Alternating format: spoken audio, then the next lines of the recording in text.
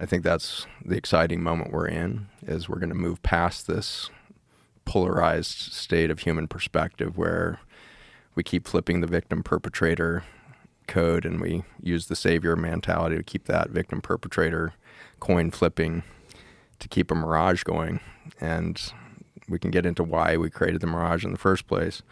But in the hospice moment, you suddenly put that coin down and somebody starts dipping across the veil of the limited five senses of their brain. And they start feeling an ecstatic moment where they realize, oh my God, the whole thing was poetically perfect. All of the heartbreak, all of the estrangement, all of the disappointment, all of the insecurity. I did that for the experience, and I felt everything. I felt everything a human can feel. And you get to see somebody who just a moment ago really thought their life was a failure, difficult time with their kids, never became successful in their jobs. And they suddenly realized it had nothing to do with any of those metrics. It had to do with the experience of feeling everything a human being is capable of, which is probably one of the most unique experiences a soul can have. We are a very strange species for the limitations of our perception.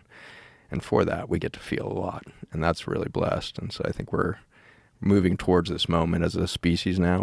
We're on our hospice bed, and we've been here 300,000 years in our current form. We've been given our hospice diagnosis. We got a few decades left in this current form. At that moment when we put down that victim-perpetrator polarized sense of like, he's right, she's wrong, she's right, he's wrong, we set that coin down, we're going to suddenly have a hospice moment where everything suddenly makes sense. And we understand why we did the journey together.